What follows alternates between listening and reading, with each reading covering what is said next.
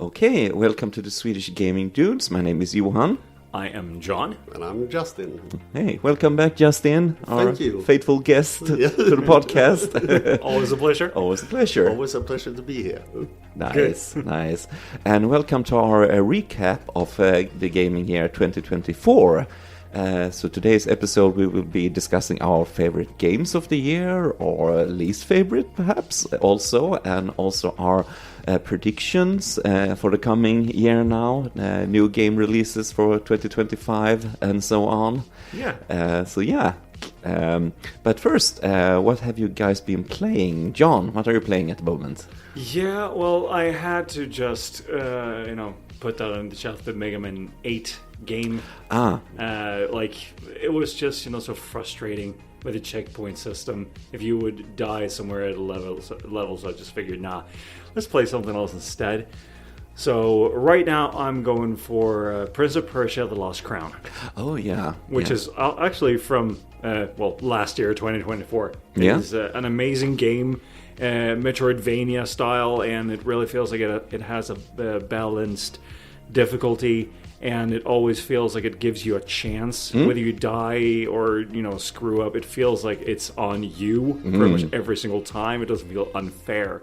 So I really love that sense, and I love how you explore everything, and it's a very good kind of a game in its genre. Yeah, I've read very good things about it. I have to try it. Yeah, definitely, I think so. Yeah, I have a soft spot for Metroidvania games, so I have to try it. Oh yeah, they're amazing. Love them. Yeah. Justin, how about you? I've gone back to Tears of the Kingdom. I started 2024 with it, and I will end 2024 with it. Oh yeah. How close are you to 100% completion? Somewhat, I think. I decided to do as many shrines as possible before doing the main quest with the sages. So I think I have 8 shrines left, and I'm halfway through the depth or something. Okay, like the Underdark, like the exactly. Yeah. It's huge. It's huge. Wow. And now you're like you're forced to do some of the story. I will soon. I will be. Yeah. But I won't do any of these crazy 999 of every item runs. Some people not a completionist run. No, not a really 100%. Okay. I'm gonna get all the Korok seeds. Yeah, I have 400 left or so. Cool. Oh yeah. Cool. Wow. I have a friend. She played it a lot. I think she's up until 99.4 or something like that. It's insane. She's done every shrine, like found every Korok and things like that. And still there are some tiny things missing. Like I don't think she knows what it is, but it's hard to do like 100% of that game. Really it's very, very hard. Oh yeah. But it's a classic. It's such a for having a map that's so small, or with today's standards small, it's really big. They do a very, very much with very little space. Yeah. It's impressive. Yeah, it's a very cool game. Very cool game. I've gone back to a classic as well, Resident Evil 8, actually, Village. I really like that game, and I haven't played it in a long while. So it has this sort of fairy tale, Brothers Grimm feel to it, very different from other entries in the series. But I really like it, like the story, like the different locations and villains, and like it's also like an homage to the 4th game. It was released before the 4th remake, but it's I really enjoy it, the feel of the game, and you can now switch to first person or third person if you want to play it like that, and it does. And I bought, like this summer, I bought a new TV, and the game looks amazing in 4K on my new Sony TV with like HDR and 4K and 120 hertz frames, and it's like amazing. So it's nice to revisit some classics sometimes, and it really is. Yeah, I love Resident Evil. It's such a good series. Yeah. Nice. Okay, so 2024. Should we start talking about our favorite games from this year? John, do you have a favorite? Yeah, well, the first one that actually comes to mind was actually that Prince of Persia game, The Lost Crown. I do have them written down. I haven't played that many, to be honest. I got to remind myself which ones were the actual games. Let's see here. there was Final Fantasy VII Rebirth. Yeah. We've talked about that tons of times now, but loved that game. And I haven't tried, like the other ones I've written down here, I have not tried. And I do believe that, Justin, you wrote a list. These games will most likely occur on that list, I believe. I have a little... Yeah. Yeah. For once, it's me who prepared the list and not John. To see, I'm doing my part. Oh, yeah. But to me, Baldur's Gate 3 was hands down the best game of 2024. Yeah. That I played 2024. Yeah, yeah. It's... I saw 184 hours I put in that game before I started my new rerun after the last episode. Yeah, yeah. Oh. So, and of course, Final Fantasy Rebirth. It took 90 hours I spent in that game. Yeah, and 70 hours on Horizon Zero Dawn Remaster. Oh, yeah. Yeah. So I had to platinum it. Yes, yeah. I get that, yeah. It's amazing with those games. Platinum, it feels like it's not easily accessible, but put in the time and you will get it. Yeah, exactly. I love that. Yeah, yeah. I have on my list also. I have Final Fantasy VII Rebirth, one of those great, reimaginations of this world. I think it's a very impressive world building in that game with graphics and like taking what you saw like when the original came out and just you couldn't imagine the graphics being that good that we're playing today, and the way the world comes alive in the remake, I think it's very impressive. And also the characters, like realizations, they feel so alive. They're very fleshed out. Yeah, and I think it uses that time well. I think for me, the only thing that's holding me back from that game, like this perfect 10 out of 10 or something, is I think it does a little bit too much with the story, like changing it with this like multiverse thing. I don't think the story needs that. I think you could just have stuck to the original story, like deepen the characters as it does very well, but I don't think you need all that story threads and different realities and different possibilities. What if this happened or this happened like that? I think it gets a little bit too convoluted, and especially at the ending of that game, which is supposed to be very emotional, and it just doesn't do that any favor. It just misses that mark at the end, I think. But besides that, it's one of the most polished games I've ever played. It's so good. It feels so good to play.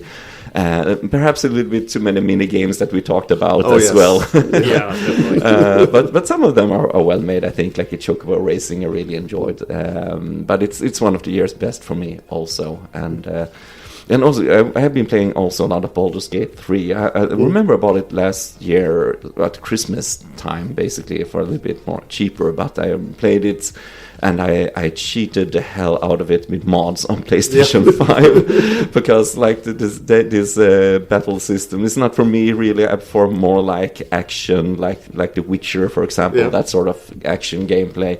So just being able to cheat that and just see all the different ways you can take the characters and the story, it's so impressive. It's such a rich world, and also amazing characters, and the music is all so good. So Baldur's Gate 3 is amazing as well. Yeah. Nice. You have to play it, John. You have to play it, John. Yeah. I should. Is it like is the story somehow tied to the first two games?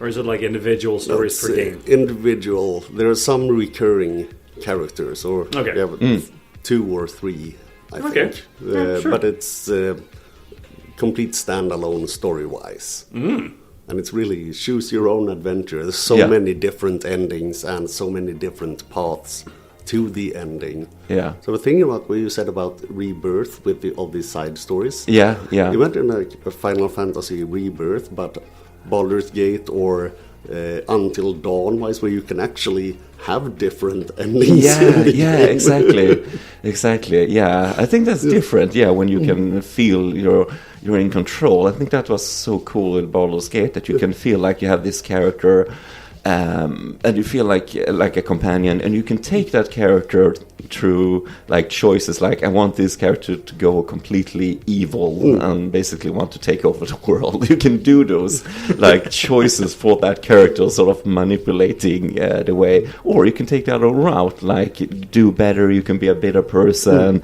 and there's power and everything. It's not the most important thing in the world, and like more with friendship, and it's such a cool way that you can actually turn that sort of character development. It's not that common. I mean, it's been done a bit before. Like I think the first time I experienced that was Knights of the Old Republic, that old Star Wars game for Xbox. I played it many years ago, but that was very cool because Star Wars has this, natural light and dark side with the Force, and they implemented that in that game as well in a very good way. I also played old game, but Jade Empire. Also a very good, also with taking place in this fantasy Japanese world with magic and things, but it also have like different characters and different ways you can go full good or full dark, but it's such a fun way to also keep you engaged with the party members, and so many surprises happening, like you think you're doing certain choices and then some have completely different consequences. It's a very cool way to develop a game. So yeah, Baldur's Gate, I completely understand why so many people like you like so many hours invested in that game. It's incredible. It's an incredible game. I like those games in general where you aren't necessarily the good character or the bad character. There's a huge gray zone in the middle. Yeah. Those kind of, as in Baldur's Gate. Was it in Knights of the Old Republic where they added the gray Force user? I don't know what they would call them, the middle line. Yeah, I think at least in the second game somewhat, I think.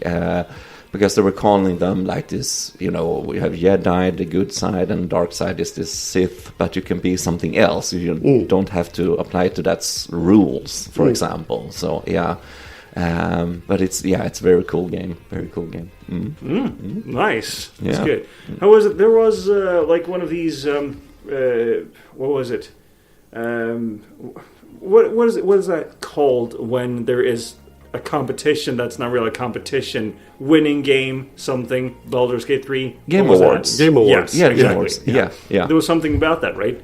Did they win the overall kind of category, or they was got it the Grand Slam? I think they got 7 awards. Yeah, I think they took everything. Yeah, nice. I think it was one category they were nominated in that they didn't win. But they took Game of the Year. I think they took music. Yeah, I think they took a lot of. And was it that year? Yeah, it was last year. Thinking about Alan Wake, I really loved Alan Wake 2, and that also won for like best narrative. And best, because I'm gonna look it up. Yeah, you can look it up. I remember Sam Lake, the creative director of Alan Wake, won 2 prizes there. I remember. Yeah. Wow. Game of the Year from the BAFTA, they got Game of the Year. Game of the Year for multiplayer, performance, best role playing. They got players vote. GLAAD got them for outstanding video game, best community support, and there's a lot more. Awards. They really took everything they could. But they also had like this good company that now they're going to release more patches for the game this year, and also new classes for characters, I think. For Baldur's Gate. Yeah, for Baldur's Gate, yeah. And it's free. It's not like this, like one of the big flops this year, this Star Wars Outlaws game. I didn't play it, and I'm a huge Star Wars fan, but I didn't have an interest in it because it was so like this corporate feel to it that it was very expensive to buy like the standard edition, and then if you want every side quest you have to have this super golden amazing edition or something, and it's almost 2,000 crowns for that, and it's like no, I won't buy that. That's just so just to milk the fans of their money. I'm so against that, and I think that turned away a lot of people. So it flopped. Many people didn't buy it. So That's now, understandable. yeah, I think they don't have respect for the player, and the player feels that. So now it's very cheap, I think, on the like online stores, and I think they changed a lot of the gameplay because there was a lot of stealth that didn't work, and now I think you can play it like you want to play it, basically. But yeah, I do like Lyrian Studios made Baldur's Gate. Like, listen to the fans, respect the fans. What do they want, and what do they want to have patches now for PS5 that I was looking forward to play it, like just having fun with it. And like there's new classes, they're still like updating it, and everything is free. You don't have to buy like extra quests or anything. Like, no, you bought it once, you have the entire game. Oh, thanks. like it used to be, you know. So I think that's very important. Right. Yeah. John, any other favorites you've been playing this year? Yeah, well, there have been games, but not created in 2024. So there's that. Yeah. Yeah, but you played them in 2024, so they qualify for the episode. Yeah. I did actually take the Platinum Trophy on the, so to speak, first Astrobot game. That came pre-installed onto the PS5. Yeah. And, well, let's see here. There was something that I played. I'm trying to, think about exactly which games that I have played, but I can't find them in the PlayStation app because I haven't fired up the Xbox, I haven't fired up the Nintendo Switch for a while, and I stopped playing Mega Man. Yeah. So there was that. So yeah, I did actually buy this Time Splitters on PlayStation Store. The first and the second one, it was 30 SEK a piece, and they're supposed to be really good. I remember they were on PlayStation 2, GameCube, and Xbox Original. And I had one beloved friend of mine back in school who had the second game. We played a lot of multiplayer on the second game. And I never played through the stories of those ones, so I really feel enticed to start playing them. I don't remember what year they were actually created, but it could have been somewhere around 2002 or 3 maybe. I don't even know. Yeah, I think we talked about that yesterday, John, that it was the same like developers that made GoldenEye and Perfect Dark for the original ones from Nintendo 64 that sort of made a new game company and developed to like new FPS games like that. That's good. So it was good. It was before Halo, so people were still like yearning for a good multiplayer shooter experience on console, like on newer hardware, So I remember we played that with friends, Time Splitters in multiplayer. I didn't enjoy it as much as Perfect Dark. That's still my favorite, but it was still fun to play. I remember, just with the graphics. And Perfect Dark, I love it, but the original, it has so much lag for the poor little Nintendo 64. It can't keep up with the graphics if you're 4-player split screen, and if you're adding bots to it. I mean, it's so slow. I think it's 10 frames or something at best. It's horrible to play. So, but I really enjoyed the Perfect Dark on Xbox, like this Rare Collection, because that's in 4K 120 frames now. Yeah, so now it's the way you're supposed to play it. Yeah. It was exactly like that. It feels like, what if you could inform and show the actual creators of that game how it would perform on an Xbox Series X compared to a Nintendo 64, because they would be so blown away. Yeah. That would be so I was amazing. mind blown because I was such a big fan of the original game, and I was like, yes, this is the way it's supposed to be. You can play it like this. You can have tons of bots and with friends, and of course no lag whatsoever, just perfect. So it's really enjoying that. So it would be cool actually to revisit Time Splitters, as you say, maybe see some DNA for upcoming first-person shooter games and stuff like that. Oh yeah, all right. And also, now I got to think about this. This is not really tied together to 2024, but the other day I did get an email from PlayStation saying one of my points, a certain amount of points from PlayStation Stars is about to expire. And so I figured, okay, those points you can actually use for, downloading certain games. And of course, you need a whole lot of points. It's about between 7,000, 12,000, somewhere around that. And it had almost 3. They added back the option for the wallet funds. So 1,250 points, you can get 50 Swedish kronor on the PlayStation Store as credit. They removed it for a while, and there was a huge backlash from the players. But why should we? I don't care about the digital collectibles you can see in the PlayStation app. That's the whole reason we joined the Stars program, was that play enough, you get a little kickback. So check that one out. Cool. I should definitely have done that. Like, I did see some of these in-store currencies that you could get. But it was like close towards 100 SEK at the least, it looked like on the screen when I looked. But I did take a look at the games, and there was this game that just sounded way too funny. I know that it was going to be sort of a bad game, but in a funny way. So it's called Squirrel with a Gun. I like it already. Sold. It is like exactly what it looks like, because there's this squirrel. The graphics are they really look like they're somewhat ambitiously created. It actually looks sort of good, not AAA quality, but not that far away from there. I guess the physics, it could be quite buggy, but at least it looks kind of good according to this trailer that I looked at. And it just looks like this, squirrel that's, it's grabbing whatever oversized weapon and starts firing off at whatever person that just walks by. Sounds like a GTA Squirrel edition. Exactly. Pretty much. So I'm going to look forward to play that.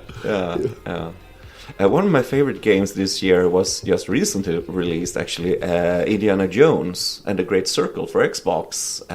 Was really good. I'm a big fan of the old Indiana Jones movies, grew up with them, and was sort of like cautiously optimistic for this one. Saw the trailer and like, maybe.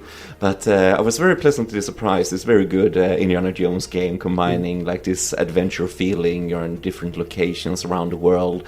Lots of like puzzle solving, but also like fighting with your bare hands, just like Indiana Jones. And like in the movies, like the sound effects are very like exaggerated when he hits and stuff like that. So it's very cool, and a great story with great villain, way better than like the last 2 movies, like the more newer ones. Like they should just skip those, never made those, I think. But it really captures the Indiana Jones feeling, and it was on Game Pass, so it's like free if you have Game Pass, just to try it out. But it's really, really good, I think. So top recommendation if you want a good Indiana Jones game. It's really fun. Has sort of that Uncharted feeling. Of course, Uncharted are based on Indiana Jones and like Tomb Raider and stuff like that. But it really feels like this new indie adventure. I really like it. Really, good characters, good. Like also like like side quests, not so you have linear missions, but also like more open world sort of areas where you can do side quests and take part in like fighting like boxing matches to earn some money, and you like evolve Indy as a character, like skill books, hit harder or like heal faster or eat more food. You eat food for stamina and stuff like that. But it's fun. It's not too much. Like sometimes you have too many things you have to think about, but you don't. It's mostly like bonuses when you're out and like doing things. So it's a really good adventure game. Indiana Jones, really good. Yeah. Nice. I was curious about that list that you wrote, Justin. For 2024 or 2025? 2024. Yeah. Figured maybe I've actually played through game. That, yeah. The Spider-Man 2, but that was also released 2023, or was it early 24? Oh, it does feel like it's 2024 actually. Yeah, for me it feels like that, but yeah, I think so. Yeah. I haven't played that one, but I really got my eye on that one. I actually checked the price on PlayStation Store, like like a month back or something like that. But it was just way too expensive, so I figured, I'll wait without it. I'll later. I have it on the disc, so you can borrow it. It'll be amazing. It's really good, and it looks amazing on the PS5. It's a huge upgrade from the first Spider-Man on the PlayStation 4.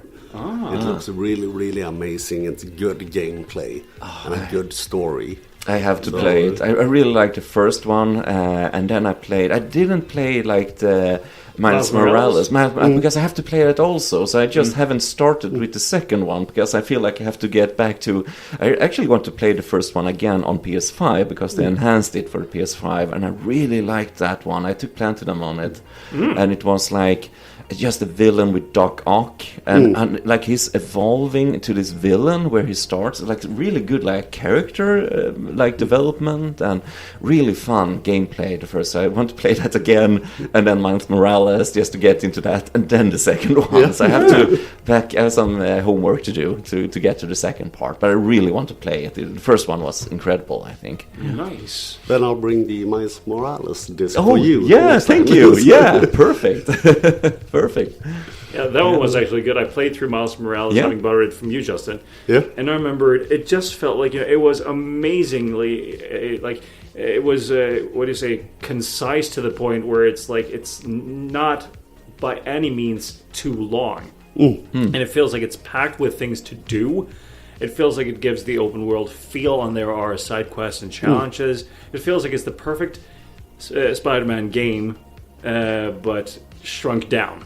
Yeah. And I love that feel of it. Yeah, it was like a big-ish expansion. Yeah, I was going to ask that. It's not so big. Like the game, is it like 10 hours? Like Miles Morales, is it, or longer? Is it? I believe it was shorter. A little bit shorter. Shorter than 10 hours, right?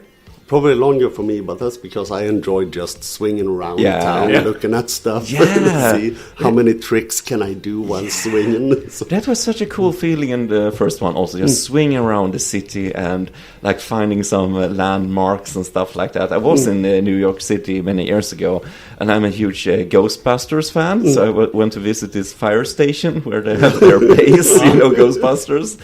My dad was like, "Oh, don't you want to go to this Guggenheim Museum or stuff?" No. I want to go to the Ghostbusters firehouse instead. Like, it's way more important. But I actually found that in Spider-Man as well. Yeah. The fire station is in Spider-Man, and I think there's like a ghost graffiti on the backside of the building or something like that. Oh. So just a fun. But it was like this cool experience if you've been to New York and just having this simulated version of it. It's like perfect simulation almost. Very cool. And I think the second game, probably even better. Yeah. I have to play those.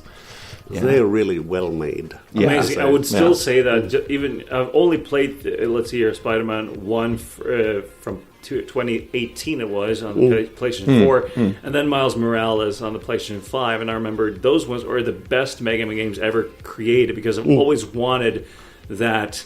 The feel of it. I've always wanted it to have the freedom from the open world sense and the controls. Everything is just spot on. All other kinds of Spider-Man games just come short. Yeah, and I ever played Spider-Man 2 on the PS2.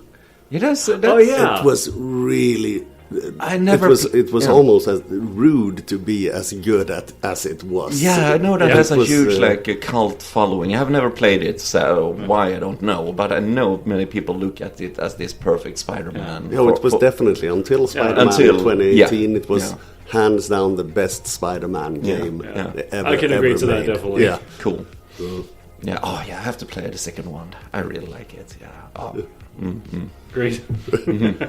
Then we have the Game of the Year 2024. Yeah. That a lot of controversy. People said since it's a platformer, it can't win. Astro Bot. Yeah. Oh yeah. Yeah, the new game. Have you played it? No, it's on my list. I just dug into Indiana Jones instead. But I want to play it. My brother plays it and he loves it. It feels like this, almost like when Mario comes out with a great game, Mario Galaxy or Mario Odyssey, something like the same feeling. Like it's just so much fun to play. It's pure joy. So I really want to play it. Have you played it, Justin? Yeah, Platinum. Yeah, Platinum. Yeah, of course. Of course. Yeah. So, is it as good as they say? Yeah. Yeah, it really is. I was not surprised when it won Game of the Year. Yeah. That's nice. It was really well designed levels and all these PlayStation Easter eggs, where you play as a mini Kratos from God of War. Oh yeah. Yeah, because you're like searching for different robots, basically, and everybody is like a PlayStation character, almost like. Yeah, there's a lot of them are like cameos from different from. I think there's some from Devil May Cry and this Horizon and God of War. Yeah. So it's amazingly many. So lots that I didn't recognize because I haven't played those games. 100-something PlayStation bots, so to speak, besides the generic Astrobot bots. Yeah. Well-designed levels, very fun. So easy enough for kids to enjoy it, but some extra levels are challenging and very unforgiving. Yeah. So there's a huge range of difficulty in the levels. Yeah. So I can highly recommend it. Cool. I say I wasn't surprised that it took the Game of the Year award. Oh, cool. Yeah, and I want to play it so much. I'm guessing there's Metal Gear Solid characters as well. Of course. Yeah, of course. Oh, now I really have to play it. And I think Silent Hill as well. Cool. Yeah, I have to play it. Yeah. Well worth. People say it's very short, but somewhat short. But I think it was 10-15 hours to get the platinum. But I still think, even though it was $60, I still think it was worth the money. Yeah. Nice. It was really well made. Yeah, that's a very important thing. I feel like it's the experience, even if it's 10 hours or something, that you really have a good, fun gaming experience. It's so much more worth than like 40 hours of a mediocre game. Why would it be better just because it's longer? Like, you have to have this quality to it. So, because some games just feel like stretched out. Yeah, definitely rinse and repeat. Like, okay, there are 5 different areas, and you do the same things, and Gun Gaga. 15 hours. I had to check so I didn't mix it up with. But that's good. The other platformer, I played Lego Horizon Adventures. Oh, you played that? Yeah. Oh yes, platinum. Nice. It was really fun. Don't think it was as much worth the money as Astrobot, and I think you have to be a Horizon fan to really enjoy it. But I think that's the way with all the Lego games. If you don't like Harry Potter, the Harry Potter Lego game will probably not be very fun. I was late to that party. It was one of my favorite gaming experiences this year. During summer, I played Hogwarts Legacy for the first time. Just a huge... I'm not the biggest Harry Potter fan, but it was such a lovingly crafted world. Like, feels like really going to Hogwarts and the environments and like learning the spells and also the nature and the towns around the castle. And I couldn't put it down really. Just I didn't take platinum on it, but I really just couldn't stop playing it for 2 weeks or something. Just absorbing that world. It's such a good game, really. I felt that it was so repetitive after a while. So I platinumed it. But not because I wanted to, but because I wanted a reason to never have to play it again. We've done everything. But I'm not the biggest Harry Potter fan. I agree, it was very beautiful. The world was really beautiful. So it was well made, but I didn't get... super absorbed into it. No, and it didn't. Unfortunately, and I think going back to what you said about Baldur's Gate, in Hogwarts, you couldn't play this really evil character because you have your own character. And I tried. Yeah, you tried to be bad. Yeah, so I love a scene. I don't think we will. So I don't spoil, even though it's kind of. But there's a scene when you help your best friend. His sister is about to get kidnapped or something. And his parents get so mad. So, because he threw one of the forbidden curses, so they disowned him. Meanwhile, I was helping him and just throwing the forbidden curses right and left and center. And they say, "Oh, but you're a good person. But we will never speak to him again. You are okay." You killed 20 people, but that's fine. if they make a second one, which I'm guessing they're going to do, it have to be a more like evolved, like this moral system to it, so you can really be like this dark wizard if you want to, or more like a good wizard. It would be cool to have more like that, like have it impact the story more, like Baldur's Gate, for example. Because it felt weird. There was some quest when a shopkeeper, I have lost this my precious item. Yeah. And when you give it back, you have the option to keep it. Yeah. And it's like a family heirloom or something. It's like, oh no, you naughty boy. Yeah. You leave the store, enter again, and say, oh hello, my best customer. Yeah, no, but it's important that your character and choices have an impact on the world. Yeah, that's true. But I think the game was probably made with people 20-something years younger than us in mind. Yes, so I think I might have over-analyzed it a little bit. Do you guys have any additional games created in 2024?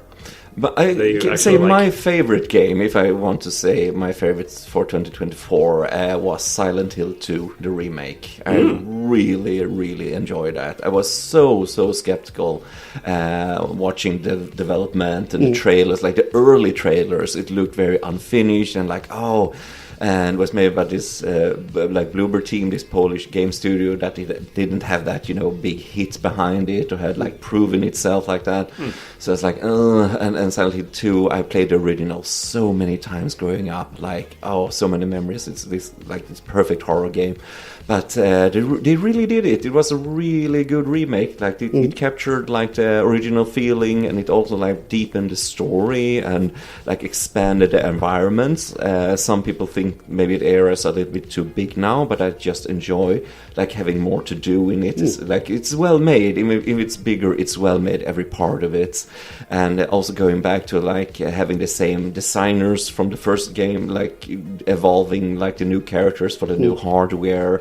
And you also have this composer Akira Yamaoka, who like this famous game composer, coming back and like revisiting the soundtrack, just making new additions and new renditions of old songs. And like it's the original game. I think you can complete 7 or 8 hours tops. Like this new game, 20 hours, something like that. Really expanding it and also new acting, and like the second game is famous for this like almost like surreal acting style. This remake has more realistic acting in it, but I think it just serves the story.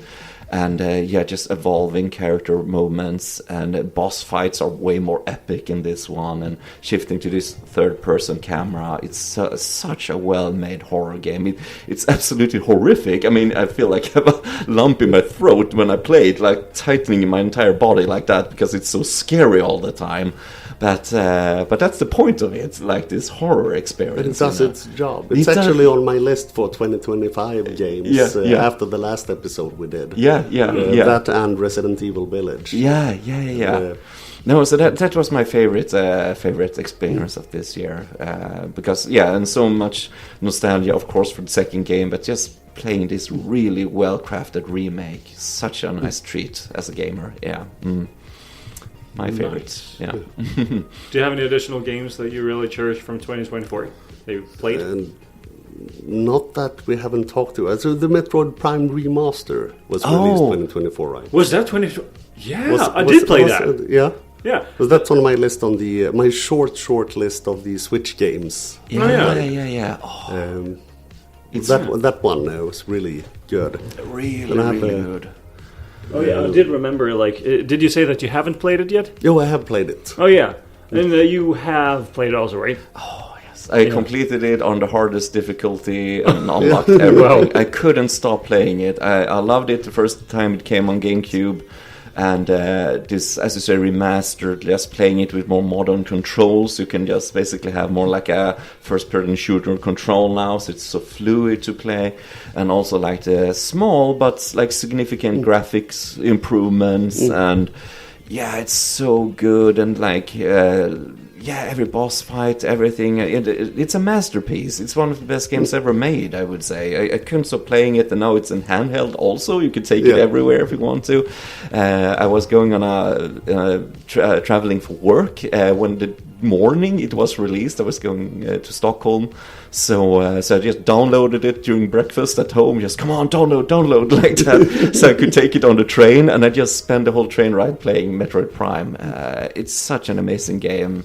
And also seeing Samus with that graphic, especially in the ending, she removes her helmet. I think it's one of the best facial models in a Nintendo game ever. It's more like realistic Samus, not like more like the anime style, perhaps in Smash or like those. It's just like, it's such a gorgeous game, and it's perfect. The soundtrack's perfect, and just plays way better than the original. The original was very good with this lock-on system, but I really like, and you still have it here. But I really enjoyed like this, the first-person dual, stick control you can use for it. Such a good game. That was so well implemented. Yeah. The controls and the visuals, I love everything about that game. Yeah. And the original was amazing. It scared me to death with all these Metroids attaching to your face. Yeah. I'm hoping we will release the second and third also Prime, because the fourth one is coming now, perhaps next year. 2025. They've I guess it's coming. said it's 2025. Yeah. We'll see. It would be a nice flagship for the new Switch console, I think. Yeah. Perfect for that. Yeah. But I'm really looking forward to it, and I also hope to release the second and third game. I think there's rumors that they will. Yeah, I but hope nothing confirmed yet. And maybe tweak the difficulty on the second game, because that was more unforgiving, and you're like in this dark world and light world, and in the dark world you're constantly being damaged, and like it was more like intense and dark, like purposely. But I think Metroid also has that part that you just want to explore the world and just take in the environment and the feeling. And the second one missed that, but the third one is really good as well. You visit different planets and lots of action. And it's such a good trilogy. I hope they will release them also. Yeah, that would be amazing. I did double check. Metroid Prime Remastered came in 2023 in February. Oh, it was in 2023. Oh my god. No. We're getting old. Yeah. But a figure like that, it was a long time since I played it, so I could not really recall exactly which year it was released. But nonetheless, an amazing game, and that is the definite version of the game. Yeah. Like, it really felt like back in the day, all of that, the textures visually, it just felt like this needs an HD treatment. Yeah. And it's perfect also for this widescreen now, newer TVs like that.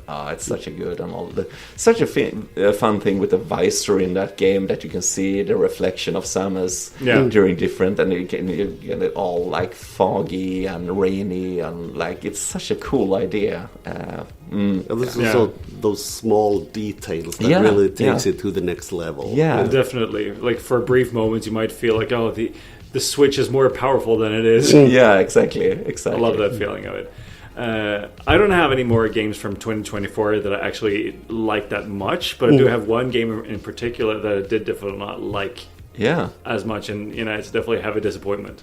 So definitely the question is, should we get into that kind of thing right now, talking about the negative stuff? Let's start bashing. Yes. Bash away, Jan. So The Legend of Zelda Echoes of Wisdom. Yeah, you didn't like that. I haven't played it, but I know you didn't like it. Yeah. It felt like, as a game as a whole, it's a good game, but it has major flaws, and according to what I feel about it, it's definitely not an appropriate Zelda game. Yeah, and I agree. Yeah, so there's that. I feel like, first of all, I'm belonging to those kinds of people who like Zelda games being linear ones. There can be open world segments, but not the game as a whole. And this one is definitely more open world. And you can definitely tell that it's the same creation team that made Breath of the Wild and Tears of the Kingdom, due to the fact that you have all these echoes that you come across during your gameplay, and you add more and more to your roster, or should I say your selection of echoes that you can recreate. Arsenal, exactly. And so it feels like there's kind of a new thing that they've added to a Zelda game, but they have done that poorly, and it just felt like as you have these enemies fighting by your side, you don't really need to do jack shit anymore. No, you just throw them out and wait. There was a lot of waiting in that game.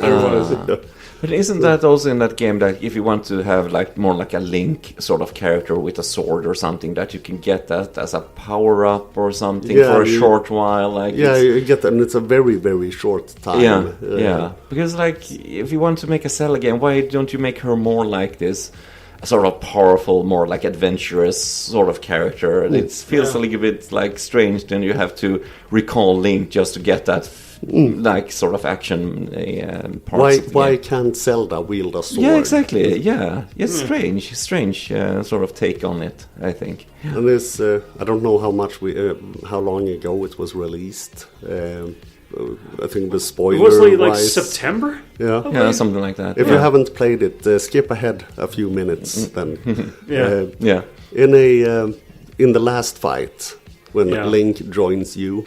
So that's the climatic. This is what I have been working on for hours, is to defeat this boss. Yeah. And you become a support character for Link. Okay. Yeah, exactly. So I should just use my powers to hold this thing in place while Link bashes it. It was so disappointing. Yeah, such a strange thing to do. Like, why turn over all that power to an NPC, like in that game, when Zelda finally gets her own game? It's such a strange design choice. I would love to run around with Zelda as a sword. As Zelda with a sword and bash things.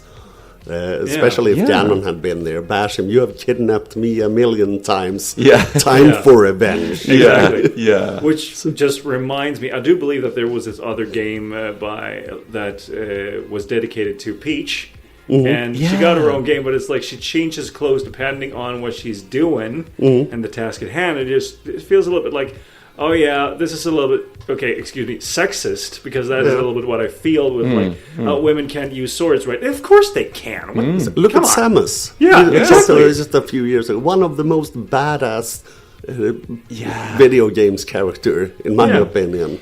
Because now it's better now, but just a couple of years ago we didn't have like this Metroid Prime remake or Metroid Dread or anything like that, and it was like you have one of the most badass characters ever, and you don't do anything with her. Well, what's your problem? Like it's so strange.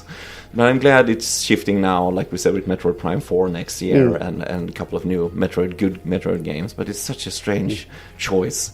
And I mean, like, for now, next year, about a couple of years ahead, we're having the new Witcher game, for example, and now Ciri is the main character, for example. And so many people got butthurt. Have you played the third game? The ending, everything in the ending of Witcher 3 is like a huge setup for Ciri will take over. It's like the whole point with the ending, almost the whole game is that Ciri is becoming a Witcher. And I think like Geralt maybe also will be playable to some extent, maybe just as a supporting character. But I feel like almost for the fans they have to do something that want to play more with Geralt, But we're also getting a remake of the first Witcher game, I think, a couple of years maybe. But it's also like a remake with Geralt, so Nintendo has something to. Have to rethink what to do with some of the characters. Make a real Zelda game, not a Zelda supporting Link. Exactly. Call it The Legend of Link and have Zelda as the main character. That would be amazing. That would be it's Link's turn to be kidnapped. Why not? It would be so cool. There was this aspect as well when it comes to that Zelda game specifically, when it comes to these echoes, how they're listed in this vertical list. Oh, that was so annoying. And it's like you can sort it by type and how frequently you use it and stuff like that. But it's like it becomes a very long list. And you can easily go through them, but it takes like maybe 20 seconds to go from the leftmost point to the rightmost point. And it's just so annoying. But otherwise it's kind of okay using it. It's just you really have to get used to spending so much time and really spending brain activity on finding the specific thing that you like to have. Because I figured when it comes to the platforming sections, I love to either use there was a long tree that you could step on top of. There was these boxes and So a lot of beds in boxes. Yes, boxes, beds too, of course, but yeah. also beds. Like I saw The it on bed like is overpowered. yeah, I saw that on YouTube. Like people are like building things, bridges, and everything with beds, basically. Of course, yeah. Yeah, you can skip a lot of things with the bed echo. And you can even sleep in the beds, regenerating health. Okay. Good. There's that, but there was I really loved this idea that they had this water blocks so you could just dive right into and stack them on top of one another and swim up to newer heights. It's just so amazing. Like once you have gone further into the game, you can have several blocks on top of one another, not just two. Okay. So you can really get up higher, and it's just like, it becomes really much of a simple breeze to platform. Thinking about Tears of the Kingdom, when Link can go through upside just everything. Like Ascend. I think some of the Ascend. Yeah, I think some of the powers they have in that game started as like test developer tools, basically for the game, because they were checking for bugs and stuff, and they just gave it to the player basically as abilities. Such a cool idea, I think. Wow. Yeah, I have to try it sometimes, that Zelda game. I just want to have, like, the impression myself of it. But I just haven't felt like, I have to play it. I just didn't feel that for it. No. So I You guess, felt right. Yeah, it didn't hook me with the thing. And I'm very open to a Zelda game with Zelda. Maybe you just give the character a bigger chance, a better game, better adventure than that one. Yeah. Yeah, It was a good idea, but Yeah. a bit of a swing and a miss. Yeah. definitely. Unfortunately. Yeah. I'm curious about your games of 2024 that you did not like as much, if you have one specific. I have.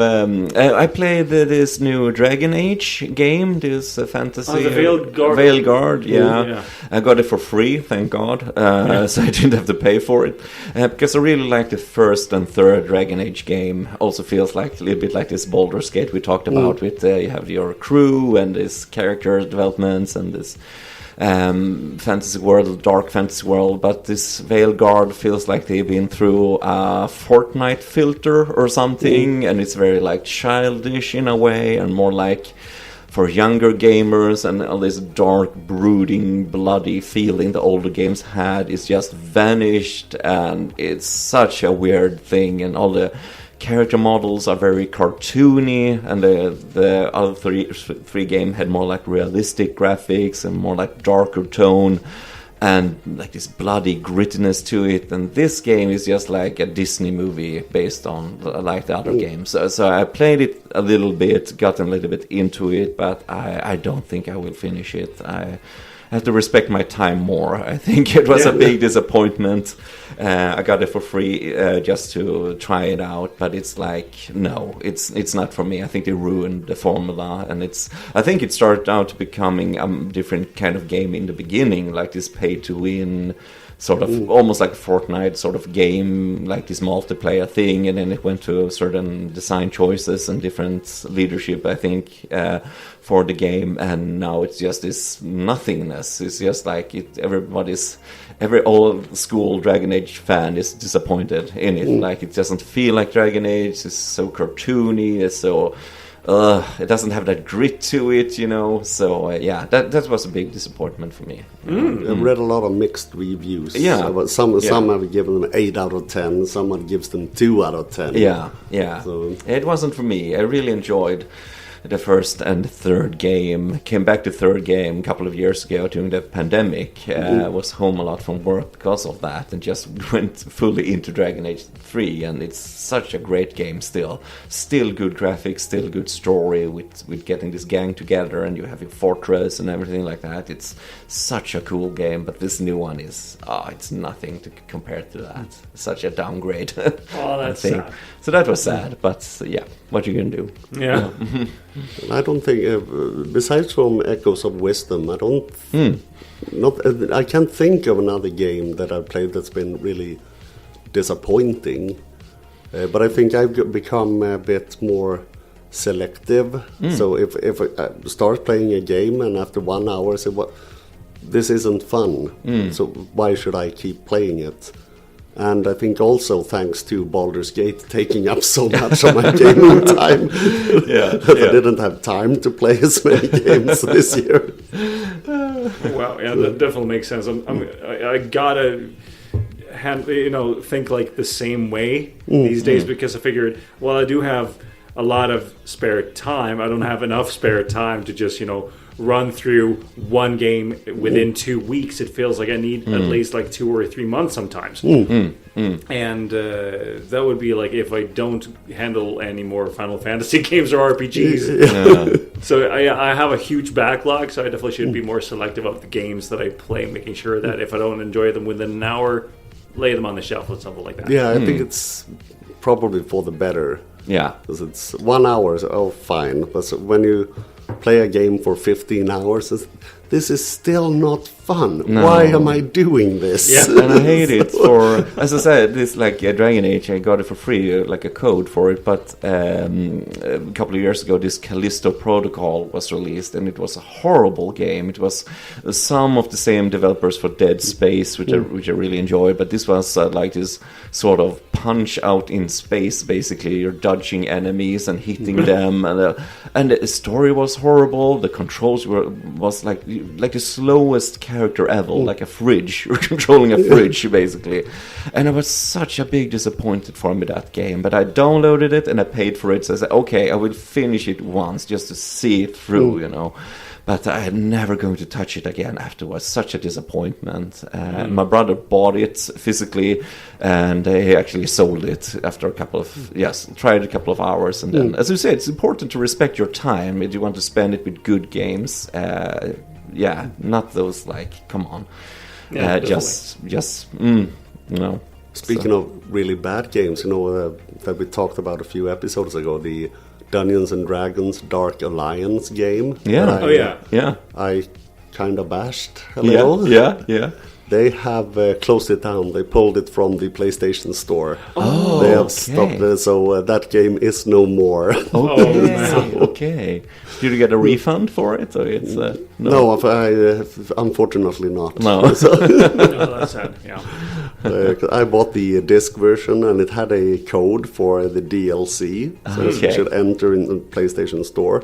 But the code didn't work so for some reason. Now it's too late to try again. But I was, what a loss. But we had that game, was it Concord? I didn't play it, but it was also on PlayStation 5, this shooter. I heard about it. Yeah, the one that basically got cancelled for like after 2 weeks or something. It cost so much money, and then they just cancelled it and offered refunds to everyone because no one was playing it. It didn't perform well. Everybody was this crap, and it's cost like hundreds of millions of dollars to make, and it wasn't very good. And so people was complaining, and nobody played it. So just took it back and just here's your money back, basically. So I feel so sad for the guys and girls who worked on it. A friend who's a developer, and he said, that's 8 years of their life. Just gone. That is just down the drain.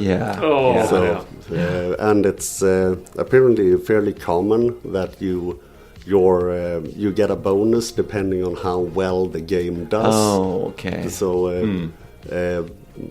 work on something for 8 years and then it just canned. That must suck so hard. In some way, even as I said, the game should still be available in some way, as you said, because out of respect of the work, and then also, they worked hard to make this game. Maybe it didn't make that much money, but it's still something out there. But as I said, it's just about the money, everything, and everybody's hoping to be the new Fortnite or Overwatch or something like that. Just hoping for that hit, and then when it doesn't come, so cancel it like that. Yeah, because that segment of the market is so hard to get into now. You have the classics like Call of Duty and Battlefield. Now we have Fortnite. So that the FPS multiplayer genre. I think it's really hard to actually get a hold of a piece of that market, because the ones that are out there are just so how you say, cemented. Yeah, they're so established. Settled. Established, Yeah. a better word, Yeah. So it's hard to try to knock them down. I mean, it's like World of Warcraft in the it was around 2010s, where there were so many Age of Conan got released, and the Final Fantasy 11. Yeah, and so then everybody was, oh, this will be the World of Warcraft killer. Yeah, this that's will true. be the, oh, okay, that wasn't the one. This will be the one. World of Warcraft is 20 years now and still going strong. That's insane. So, but Final Fantasy 14 has taken a lot of a big share of the market from World of Warcraft in the past couple of years. Yeah, as I say, Call of Duty as well. We got this new Black Ops 6 was released this autumn, and it was sort of fun. I played it through the campaign. For once they had a campaign, so that was nice. And the multiplayer was okay, but it's like... I don't know. I'm still having more fun and going back to playing like Black Ops 3, which is like futuristic and still looks great, that game. It's like 10 years now or something, almost. Wow. But it still looks very good and very fun to play, and more fun with the multiplayer in that game than in the new one, I think. So, sometimes they just release something. I know people worked hard on it, but it's just like... Yeah, we know people are going to buy it anyway, so it's not that much effort into certain things, you know. But this is the sixth one. I felt like they actually made an effort with the story and so on. So yeah. Oh yeah. So maybe I'm interrupting you. No. Okay. I just thought of this, like you know, I believe I read the other day. And it feels like I've read this a few times, but this was a new article about the upcoming Switch. It mentioned that before the 31st of March, we should have the announcement. Yeah, I think we're getting that soon now, after New Year's. I think we're getting an announcement. There's a gaming... I can't remember which gaming convention, what it's called, in February. And there's a lot of signs pointing to that's when they're gonna reveal it. Is it like in Köln in Germany? Dare not say. They have something in Germany. Gamescom. I think Gamescom is in the... Might be that they have 2 a year, but I think it's in the autumn. Gamescom in Köln. That could be like so. I really don't know.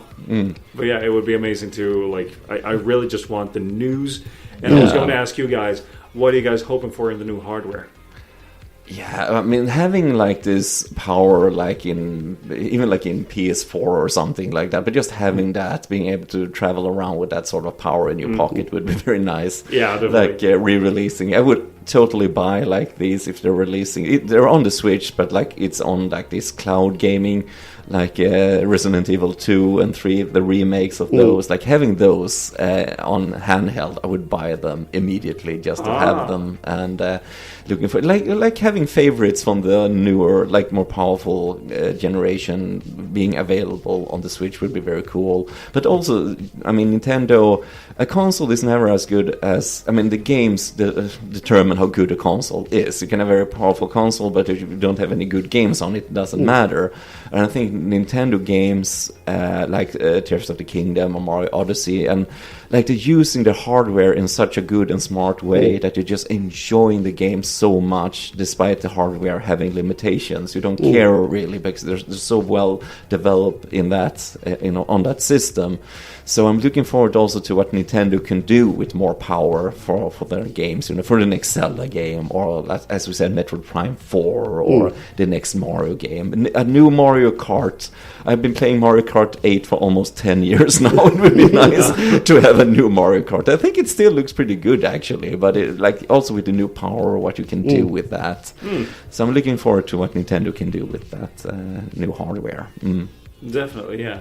Something specific about the new Switch hardware that you were hoping for? 4K while docked to the TV. Yeah, 4K. 1080p is getting outdated. Yes. And especially considering Metroid Prime 4. Yeah. So that's... but it feels unlikely that they wouldn't support 4K. And they have to do it now, basically. They will really shoot themselves in the foot if they don't. Yeah, because that would be like the third machine just going for 1080p, and it feels like console gaming does not implement 1440p because computer do.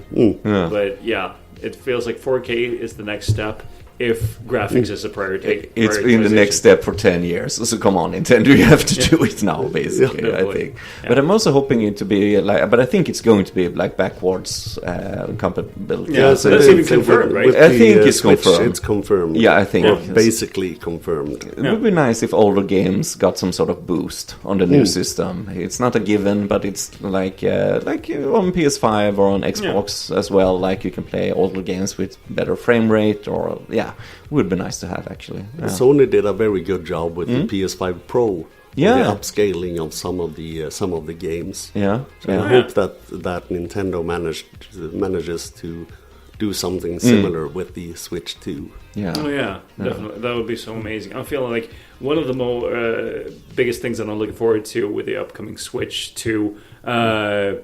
Whether it be confirmed or not, is actually its processing power, because I'm so sick of slowdowns and low FPS numbers whenever things get heavy. And a lot of things happening on screen. I haven't had that a lot happening to the Switch, but it feels like, there's this one game in particular, which is Hyrule Warriors, Age of Calamity. It is said that there's one section of the game at least where it's very noticeable, where the gameplay suffers because of slowdown. Yeah. It was same in Link's Awakening on Switch as well. That there were big FPS drops sometimes. Yeah, and like I think almost every time you enter a new area in that game, it's like just for like 2 seconds or something. Yeah, it's lagging. It's lagging for the next environment. Like it's strange. So yeah. And also like Tears of the Kingdom, when you have lots of things on screen happening and what you're building, and I'm so ready for new hardware for Nintendo. It really is time for it now, I think. I learned the other day that Breath of the Wild was actually a Wii U game. Yeah, it was. It was. It's a parallel release. Yeah. I had no idea, because I didn't have the Nintendo Wii, didn't have the Wii U, and I got into the Switch somewhat late in the Switch, after the Switch release. So I had no idea. I learned it last week. So it was a Wii U game? Yeah. It's almost like you had Twilight Princess both on GameCube and on Wii when they released the Wii. Oh yeah, they did. True. It just changed. It's so funny because Link is left-handed originally, and because you had a Wii and you had a Wii remote, most people are right-handed, so they didn't know what to do. So they just flipped the entire game on Wii. It's like mirroring the original version, because they wanted to flip Link's hand. I think such a fun thing. Yeah. Like, what? But it's a smart way to solve it. Yeah. Huge game. But I want those released as well. Twilight Princess and Wind Waker on the new system. Yeah, that would be so amazing. That would be nice. Yeah, they have a couple of Zelda games that they could release for the upcoming Switch. Come on. We got Skyward Sword. That was fine, but it's not compared to like Wind Waker or... I really like Twilight Princess, but I haven't played it in a very long time. But be playing that on 4K, as we say, or something like that. Absolutely. There was a video of someone who made... I don't remember if it was Majora's Mask or Twilight Princess, where they made it in the Unreal Engine 5. 2005, the fight with Ganondorf. Yeah, that one was amazing. I waited for so long for that fight to be implemented into an actual game. Yeah. Because that was before Twilight Princess was released back in it was 2005, and it looked better. That graphics is better than I've actually seen games on GameCube perform. Yeah.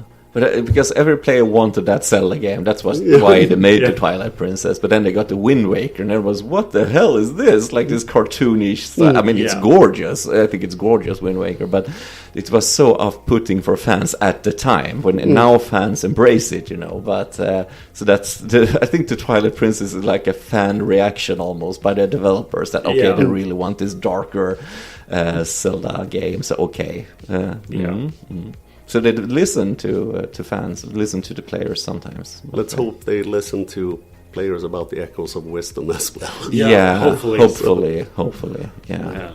Do you have any games besides the Switch, like game releases you're looking forward to this year? Not often when I think about it, but Snake Eater, so Metal Gear Solid. Yeah, that's my number one also. Snake Eater, the original, is my all-time favorite game ever, so I'm really looking forward to the re-release. Because they're keeping everything, the voice acting, everything. They're just like updating. Graphics looks incredible, and the controls are more like in the 5th game, Phantom Pain, what you can do with Snake, and it looks incredible in the Unreal Engine. So yeah, just give it. That's a remaster, remake. Yeah, it's a remake. Yeah. But I think the environments, everything is the same. It just looks like almost photoreal now, and you have like this new all the abilities you can do to solve, sneaking around the guards and everything, but same story, same voice acting. They're keeping the voice acting, but I know some of the actors have been recording new lines for the new game as well. Oh yeah, that would be amazing. Awesome. Any games that you were thinking about? I have a small list, but two on top of my mind, but we don't know if they will be released in 2025 or not. They were revealed at Games Awards 2023, the Midnight Walk. So not much, don't know much about the gameplay itself, but it's made, all the models are made with claymation. So it's really interesting, just graphics wise. See what they can do with that. I love the idea. Does it have like sort of stop motion feel to the animation, or just look like clay characters? So they are made in clay. They are made in clay. And then they have, I think, if I remember correctly, they made them in clay and scanned them. To use the scan as assets in the game. Oh, that's instead so cool. of making the model. You got me thinking about this like Super Nintendo game Clay Fighters, where you were like clay characters fighting like the Street Fighter game or something like that. But that's cool. I thought about another game. I think it's next year we're getting Death Stranding 2 by Hideo Kojima as well. We're getting a sequel. And I know one of the characters have like a doll friend, like this small wooden doll, and they've animated that in stop motion basically. It's made on a computer of course, but they're taking away some of the frames. So when this character moves, it looks like this stop motion sort of. It's such a cool idea. Such a cool idea. And I'm hoping the second game is better than the first game. I love Hideo Kojima and his world, but it was too much just walking around in the first game and traversing and this depressing world. I'm hoping for some more variation in the new one. Yeah. There was this one game that I just figured out. I've just looked at a thumbnail of a YouTube video from the trailer, but I remembered I liked those games, Ninja Gaiden, the reboot game, so to speak. And so there's this fourth one in the entry, because the third one was just trash. The first two was good, but the first one from the original Xbox was amazing. It's a real-time fighter in the 3D environment. It's just so amazing. Yeah. So there's that. I'm also looking. I don't think it's next year, but they had like this showcase for Game Awards. Capcom is making another Onimusha game. That's very cool. Like the original, I had the first one on PS2, which is basically like Resident Evil, but with samurais instead and magic and stuff. So they're making a new one with the Resident Evil engine. It looks incredible. All Capcom games today looks incredible. So that one I'm looking forward to. And it's not the extra, I think, but we're finally getting an Okami sequel. The first Okami game with this white wolf and this you're painting spells and painting. It also had that like Zelda feel to it, like this open world and all made in this stylish way, like a painting, a moving painting. And I'm really looking forward to the second one. The first one ends on a cliffhanger, basically. And that was like 20 years ago or something. So we're finally getting a new Okami game. I'm really looking forward to it. But I don't think it's next year. It's going to be a couple of years still. But, so yeah. Nice. And then we have the game that of course won at the Game Awards, most anticipated game, GTA 6. It's Well, they say that it will be released in 2025 at least, and it feels like they're pretty certain. Yeah, here's hoping. Let's see what happens. It was like 12 years in the making or so? I believe like 2013 was around the time when it must be something the like fifth that. one was released the first time. Wasn't the fifth one released on the Xbox 360. Yeah, 360 Yeah. and the PS3. Yeah, PS3. Oh yeah, I remember that. I bought that collector's edition on PS3, and then they re-released on 4. Is it on 5? Yeah. With better graphics? Also re-released. Yeah, but that's a whole like economy on itself, because the online mode and what you can do online. I'm not so much into that. I play more game for even GTA for like the story and like the characters and the feel of the world, like this, almost like this gangster movie in a way. The 4th one is my favorite still, but. Yeah, 6 looks very good from the trailers, like so realistic, like this. Wasn't there a female protagonist in it? Because I Yeah, I remember think so, yeah, hearing both. people, of course, for some reason, some people are very against having a female protagonist. There's always someone's always going to get butthurt. I think it's ridiculous. Yeah, but true. you have both male and female characters in it. Play how you want. Come on, yeah. like it's True. And then something I'm looking forward to a lot, Sid Meier's Civilization 7. Oh, you played those games? They, sorry? You've played those games? Oh yes, I played all of the mainline Civilization games. I don't know how many hours I put into Civilization 5. It's amazing. enough to build your own civilization, basically. Yeah. So when they are releasing in February, I think, Civilization 7. That's close. Yeah. But they're very special kind. You have to be very patient in those games, especially if you run on the like epic. When you select the how fast the time elapses. Oh yeah. Okay. Epic setting. We say it's at least 24 hours of gaming before you get to the modern era. Okay. So they're really amazing. Cool. I have never played them, but I know they're big. I have a big fan following, and like so. Yeah, that's cool. And probably the one I am looking forward to the most, Ghost of Yotai. The sequel to Ghost of Tsushima. Yeah, we're getting that next year already. Nice. Oh yeah, I love Ghost of Tsushima. I couldn't put it down until I took the platinum in it. I thought it was so good. It was amazing. Because I always, like I said, I played this Onimusha on PS2, but I always wanted like this old Japanese style game, but without the sort of like fantasy element to it. Always like some demons or dragons. Like, why can't they make a more at least realistic sort of gritty samurai game or something like that? I grew up a lot with Kurosawa movies, so I was like in heaven when they released Ghost of Tsushima, and it actually have a Kurosawa mode, filter. So you have like this mono sound, and you have like this black and white, and you have these scrapes on the film. Like it's such a cool filter and idea. So you can play the whole game as a Kurosawa movie if you want to. Nice. It was such well-developed characters. Yeah. We have to have, is it Jin? Yeah. Where he has to grapple with the fact that, okay, I am a samurai. He's really a samurai to the core. But when he starts to have to step away from the samurai tenets and start assassinating people. His like internal conflict about this. It's a really, really well-made character. And the supporting cast as well. So just traveling by horse over the fields, the feeling of that, and graphics, especially on PS5, looks incredible. It's it's one of those games that you don't really feel the need for fast travel. No. It's because it's so fun exploring, and the environments are so beautiful. Yeah, definitely. Plus, I remember from that game how it was, you need to discover the map, and it's like a very narrow space. So it's like I just rode back and forth into the same area just for the sake of map coverage. And the guiding wind that comes when you are close to something. There's just so smart. Gust of wind. Just a little hint. So maybe check this direction. It's such a smart thing. And I think you also had like foxes or something. Like you could chase to secrets, and such a smart way, not just having this icon, follow the icon to that place. Exactly.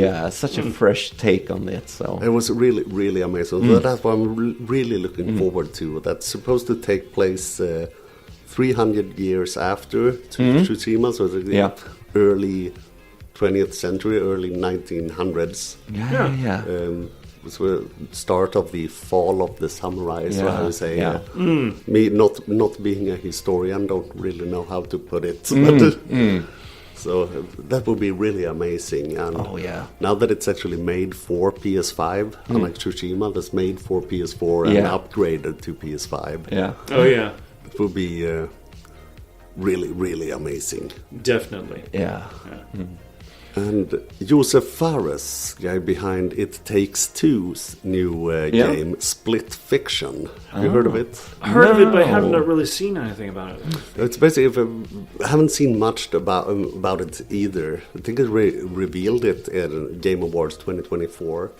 It's two authors, one who writes fantasy and one who writes science fiction, who, nobody get mad if I'm wrong, but if I've understood it, they get caught in their respective world and have to work together to get out of it and jump between the sci-fi and fantasy world. That rings a bell. That's a very fun idea. And it looks really, really cool. It looks really good. I have to play that. That sounds like a very good idea. And I think it was the first half of 2025 that it's released. My only fear is that it will be like It Takes Two, that you have to be two players. Because my wife are not interested at all in video games. She plays Candy Crush. That's her level of gaming. Well, okay, sure. So one of you have to come visit me for a weekend so we can play it. Sure. Let's do that. It seems so fun. Absolutely. Are there any more games on your list? Death Stranding 2. We've touched it. And Donkey Kong Country Returns HD. Like an old Wii game, I believe, isn't it? No, 3DS maybe. Something like that. I think 3DS or Wii. I'm not sure which one. But what surprised me is that it will be released on PS5 and Xbox and PC as well, and not only Switch. What? That is surprising. According to the website I looked up. That's crazy. First time ever. That's the first time ever. That would be really cool. If it's true, it would be really, really cool. See what happens. Well, Nintendo is like so holy with their IPs, exactly. with their characters. I wouldn't be surprised if the website I looked at is wrong. We have to see, because you have certain time you hear more working closer, Nintendo working closer with Microsoft and stuff like that. So maybe expanding the library, maybe to different the PC and such. We'll see. It would be really cool if they. Realize that's a first, that people want to play Donkey Kong, even if they don't have a Switch or Switch. Exactly, it would open up so many doors. And just having games for, as we said, like Metroid Prime, playing that with mouse and keyboard, like so many players probably want, just be able to do that if they. But Nintendo, we'll see what happens. Exactly. And I found some games that I don't know if I'm interested in them really, but I think maybe you or our listeners might be. A new Monster Hunter game is coming, Monster Hunter Wilds. Oh yeah. I've only played the 3DS Monster Hunter game. And me too, actually. Really bad. Yeah. Unfortunately. But the newer ones are supposed to be very good, I think. Because they look really amazing. They look really, really good. Maybe we should have to put them on, put Monster Hunter Wild on my 2025. A new Pokemon game, of course. Pokemon Legends C2A. Yeah. So, heard about that one. My prediction is that you will run around, catch monsters that you use to battle other people. I think that will be the gameplay. So I have a feeling. Hopefully less buggy. Wasn't the last one extremely buggy on the Switch? Like with bugs and slowdowns and I think it was heavily taxing on the Switch. And I think they had reused models from older Wii games or something. They basically just took the model from the Wii game and put in the Switch game. Copy paste. So it was it felt like, I haven't played it, but it felt like it was very lazy. Sounds lazy. production of it. Well. Elden Ring. Has any of you played Elden Ring or any of the Souls games? No, I bought was it Demon Souls, the remake for PS5, the first games. I played that, but I mean, it's just not for me. With this like hard punishing gameplay. Elden Ring is supposed to be a masterpiece, and I can see that, but I'm not just into that punishing gameplay. I just don't have the patience for it. I also bought the Demon Souls. And I completed that. Mine is still in plastic. I haven't opened it. No, I actually completed it. I bought I built a character that was good. I found a guide for it online, so it was a good starting character. So I'd actually completed it several times because it gets harder. You keep your character, but it gets harder and harder. But then no, I'm done. I don't have the patience for it, or I just don't. But I know it's a masterpiece, Elden Ring, but I just haven't gotten time to do it. Maybe when I'm retired in 25 years or something like that, I have too much time. But as of now, no. Because they are apparently getting an expansion, I think, Elden Ring Night Rain. Yeah, that's true. What do you think? Speaking of Elden Ring, the DLC was nominated for Game of the Year. Yeah. What's your thoughts on that? It should have won DLC of the year. Exactly. Yeah, but because it has a DLC category, the Game Awards, does it have that? I don't know. I don't think like that. I'm not it doesn't sure. have it. I don't think but so. It should be its own category, I think. Yeah, definitely. Because it won, I think, Game of the Year when it was released, Elden Ring. I think Game of the Year. 2022. Yeah, a couple of years ago. So I think you should have it because DLC can be amazing. Speaking of The Witcher, like Blood and Wine, Hearts of Stone, like really good DLC. Just enriches the original game. So I think you should have it as a separate category. I don't think it's fair to other games if you just release a very good DLC and you, I think I agree. It's weird that a DLC can it's get considered Game of the Year. I think so. Even if it's extremely well made, because I think it takes 50 hours or something to complete it, not even more. But if the original has one already, I think it's like, come on. Yeah, exactly. Could we wrap this up, maybe? Yes, we can. Absolutely, John. Absolutely. Yeah.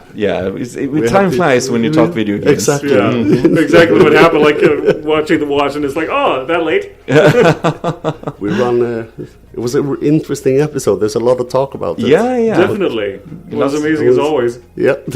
Lots of predictions for this year, 2025. Looking forward to some more great gaming experiences. Absolutely. Okay, so thank you once again, our fans, for listening to us. What's your list? What's your favorite game for this year? What's your favorite for 2024? Comment below. It's nice to hear from you. And we'll be back during 2025 talking about different game topics as well. So stay tuned for that. John, did you want to add anything? No, you just pretty much covered it. Okay.